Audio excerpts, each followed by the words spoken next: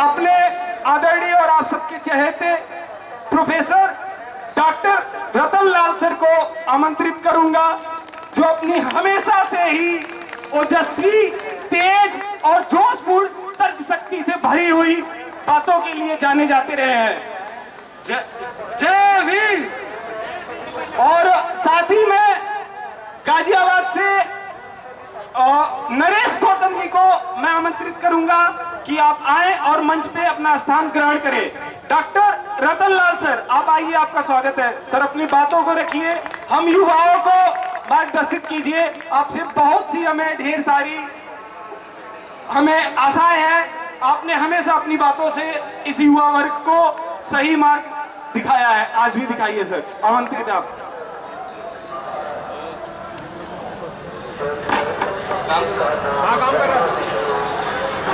आप सबको जय भीम। मैं यहाँ पर आज जिस तरीके से संसद में लोकतांत्रिक अधिकार का दमन हुआ है, उसके विरोध में यहाँ हम लोग खड़े हुए हैं और मैं उसी के समर्थन में आया हूँ। पिछले 4-5 दिन पहले हम लोग राज्यसभा टेलीविजन देख रहे थे और सहारनपुर मसले पे कुमारी मायावती जी को जिस तरह से बोलने से रोक दिया गया, वो गैर संवैधानिक था, वो लोकतांत्रिक अधिकारों का दमन था। चुनाव तो आते जाते रहते हैं, चुनाव जीते हारे ये तो एक प्रक्रिया है, चलता रहता है। हम सहमत हो असहमत हो, लेकिन इस बात से कौन असहमत हो सकता है कि मायावती जी इस देश की एक बड़ी पार्टी की राष्ट्रीय अध्यक्ष है और एक बड़ी नेता है, इससे कोई असहमति नहीं हो सकती है इस बात से।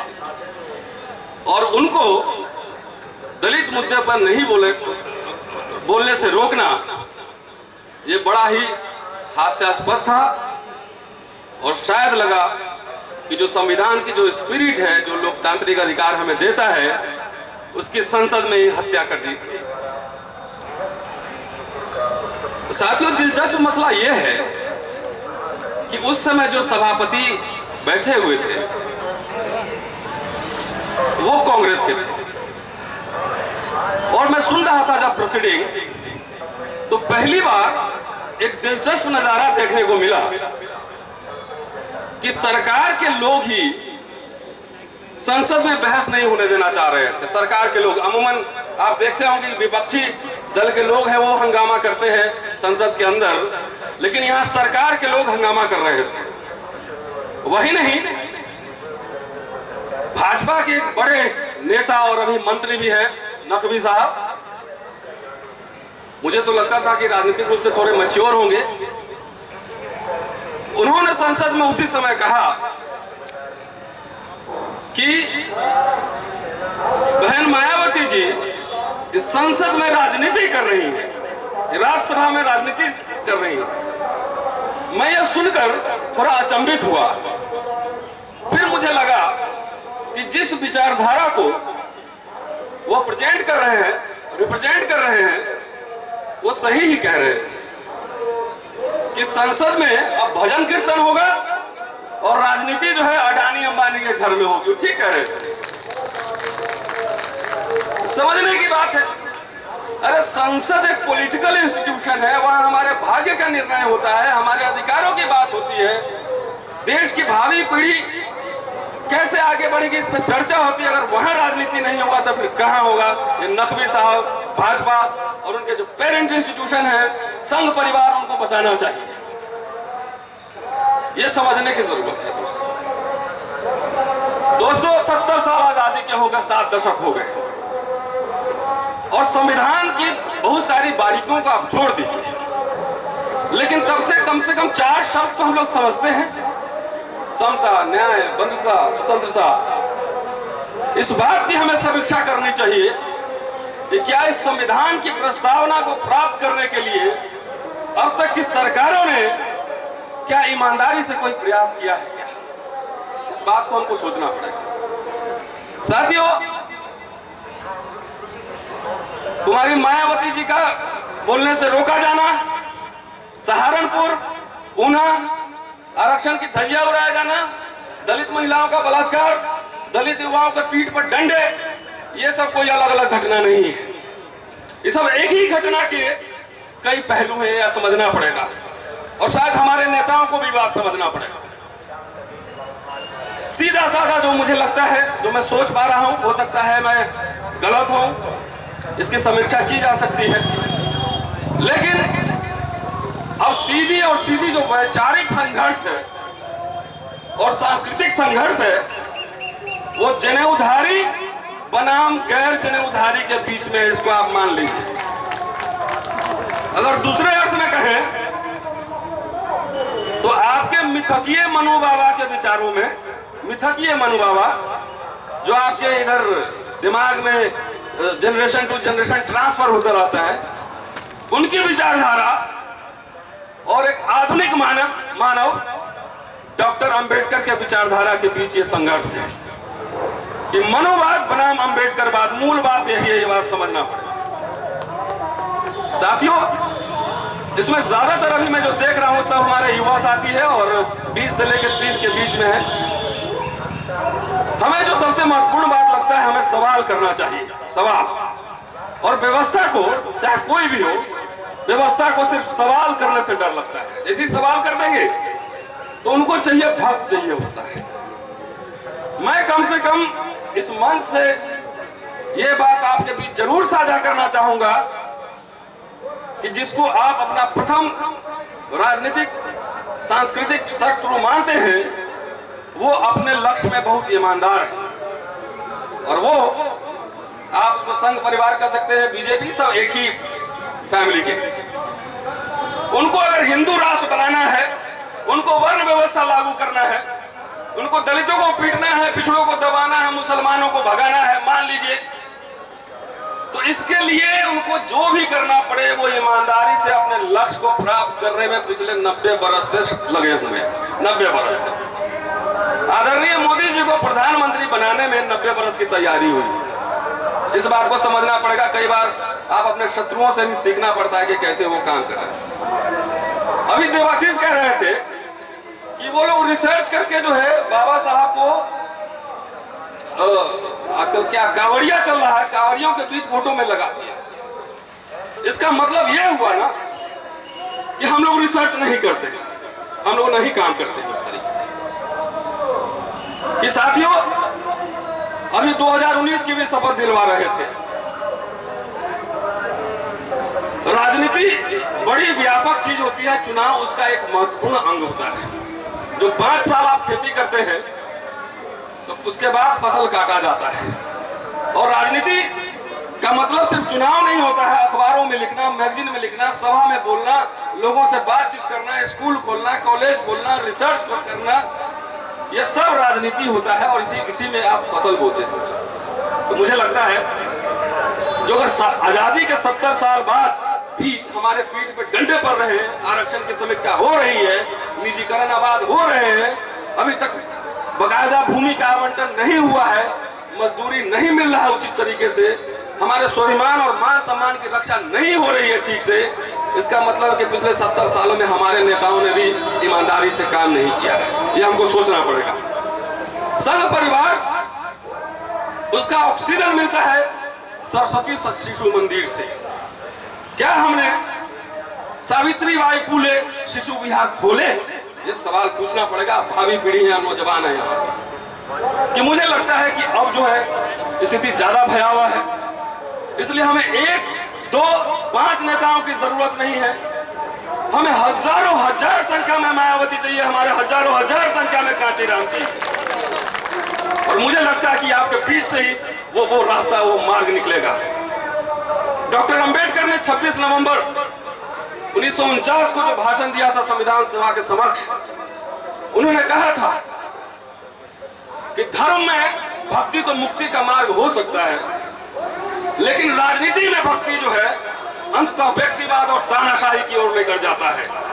किसी भी व्यक्ति के प्रति, महान से महान व्यक्ति के प्रति कृतज्ञता जाहिर करने में कोई कमी ना करें, लेकिन इतना आप सरेंडर न कर दें कि आप जो है वो अंततः तानाशाही की ओर चले जाए।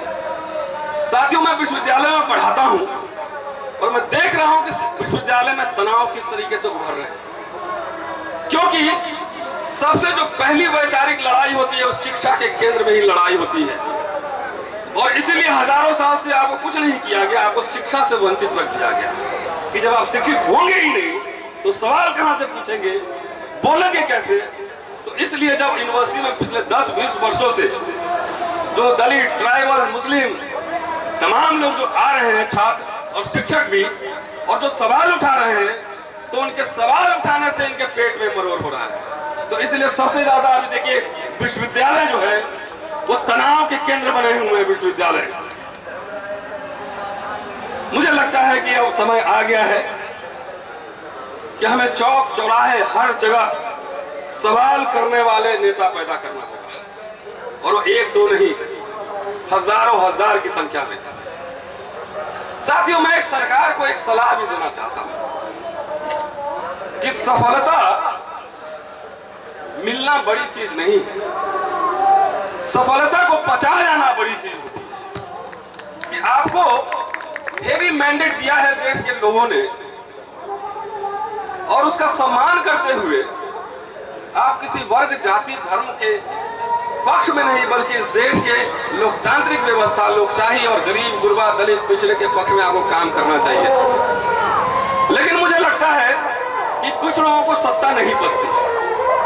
जिस तरीके से ऊना से लेकर सहारनपुर और रोहित बुमला और जेएनयू, वाया जेएनयू और पटना और लखनऊ और गोरखपुर में जिस तरह से दमन और हमले बढ़ रहे हैं, गौ रक्षा के नाम पर दलितों को, मुसलमानों को जिस तरीके से पीटा जा रहा है, तो मुझे लगता है कि आपको अभी सत्ता पचाना आया नहीं।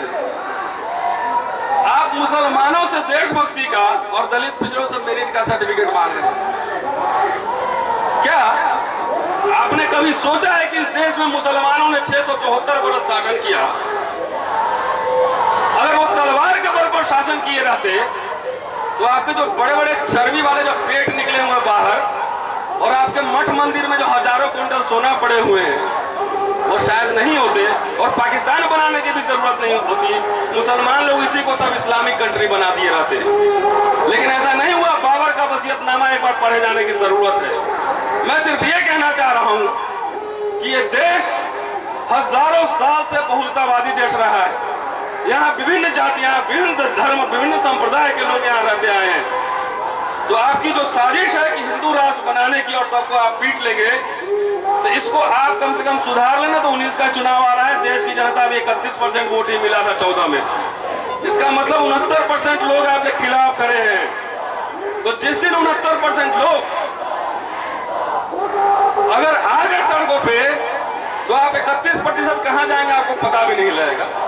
इसलिए आपसे आग्रह है कि कम से कम न्यायपूर्ण, न्याय के पक्ष में, संविधान के पक्ष में आप शासन कीजिए, और हमारे जो लोग हमले हो रहे हैं लोगों पे जिस तरीके से, उस पे अंकुश लगाइए। कि आप समझ रहे हैं कि जो गौ रक्षा का भी क्या है, हमारी जो स्थिति है, उसके लिए जो सबसे हमको हराया गया वो पूना पैक्ट था, वो साजिश थी पूना पैक्ट हमारे हितों के खिलाफ। आज तो ये हालत है कि गौ रक्षक भी आप ही, पुलिस भी आप ही, सरकार भी आप ही, थाना भी आप ही, मजिस्ट्रेट भी आप ही, और आसानी से हमारे पीठ पे आप डंडे मार लेते हैं। जब हम अपने नेता खुद चुनते होते, तो जब आपके डंडे हमारे पीठ पे चढ़ते, तो आपकी बाह नहीं, आपकी सरकार उखाड़ देते, और हमारी ये स्थिति नहीं रहती। ये समझने की बात। अभी आरक्षण की जो व्यवस्था है, उस आरक्षण की व्यवस्था में व्यक्तिगत मुक्ति तो संभव है, लेकिन जमात की मुक्ति संभव नहीं है, बहुजन की मुक्ति संभव नहीं है। एक आदमी तो राष्ट्रपति बन सकता है, एक आदमी मुख्यमंत्री बन सकता है, लेकिन विभिन्न संस्थानों पे, विभिन्न एजेंसीज पे अभी भी वैसे लोगों का अधिकार है कि जो कि परंपरागत मनु के वंशज, चाहे सरकार किसी की भी हो, आप उठाकर देख लीजिए, अभी भी किसी की भी सरकार हो, संस्थाओं पे उन्हीं का नियंत्रण रहता है। ये हमारी एक राजनीतिक फेलियर है, ये राजनीतिक फेलियर है। नहीं तो ये कैसे हो सकता है कि पिछले 35 वर्ष में 2,85,000 करोड़ रुपए SC/ST के कल्याणार्थ वापस हो जाते हैं और लोकसभा में बैठे और राज्यसभा में बैठे हमारे 130 सांसद मुंह में दही जमा के बैठे रहते हैं। इसीलिए ना कि बोलेंगे तो आपका टिकट कट जाएगा अगले चुनाव में। तो इसीलिए मैं कह रहा हूं कि इस व्यवस्था में व्यक्तिगत मुक्ति तो संभव है, लेकिन जमात की मुक्ति संभव नहीं है। और हम लोग तो बीच के उम्र में आ गए और आपके बीच से हमें हजारों नेता तैयार कर रहे हैं। वैसे नेता, वैसे लीडर्स जो ज्योतिबा फुले, जो अंबेडकर, जो सावित्रीबाई फुले, जो गौतम बुद्ध, जो इन तमाम नेताओं को, इन तमाम विचारकों को पढ़कर संसद में जाए। और खाली TADA वाला नेता नहीं चाहिए हमें। आप MLA MP हो सकते हो TADA वाले, लेकिन नेता चाहिए हमें बोलने वाला, ठहरने वाला वहां पे कि अगर हमारे पीठ पे डंडे पड़ रहे हैं तो संसद की कार्रवाई बंद हो, वहां पे रोक दिया जाए। वैसे लीडर समय तो समय आ गया है कि अगर हमारे जो सामाजिक न्याय और धर्मनिरपेक्षता के लोग की राजनीति करने वाले लोग हैं, वो ईमानदारी से मैं बिहार से लेकर उत्तर प्रदेश और तमाम देश के नेताओं से मैं अपील करना चाहता हूं कि आप ईमानदारी से सामाजिक न्याय और धर्मनिरपेक्षता को जमीन पर उतारने की कोशिश कीजिए। नहीं तो इतिहास और समाज के गर्व से आंदोलन पैदा होता है और उसी में से हजारों नेता निकलते हैं। 10 साल 15 साल में मुझे दिख रहा है यहाँ भी के बीच से सैकड़ों काशीराम, सैकड़ों मायावती आप ही के बीच से निकलेंगे। और ये हमारी ऐतिहासिक जिम्मेदारी भी है कि इस खेल को बैडमिंटन की तरह नहीं खेलिए, इस खेल को फुटबॉल मैच की तरह खेलिए, 5 जगह के लिए गोल कर लेंगे आप। आइए, हमारा कंधा तैयार है, इसे पाँव रखिए और छलांग लगाइए। ये नहीं कि मैं अकेले मुक्त हो जाऊं और आप सब यही जैसे के तैसे खड़े रहे। हमें ऐसे नेताओं की जरूरत है जो जमात की मुक्ति के लिए अपने आप को, अपने शरीर को मिट्टी में तब्दील करने के लिए जो तैयार हो।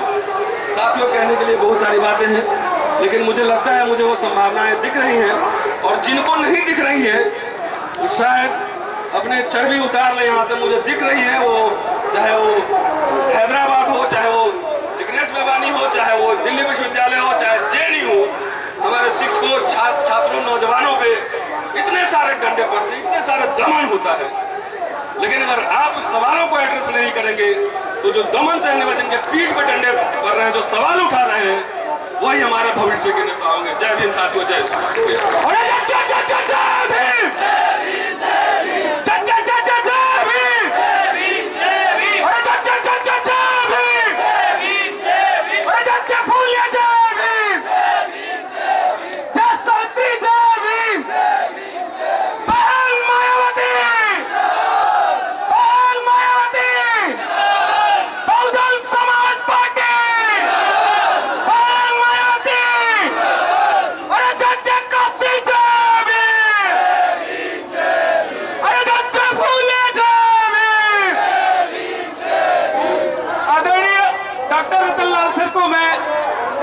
धन्यवाद कहता हूं कि हमारा मार्गदर्शन किया और यहाँ के युवाओं को आने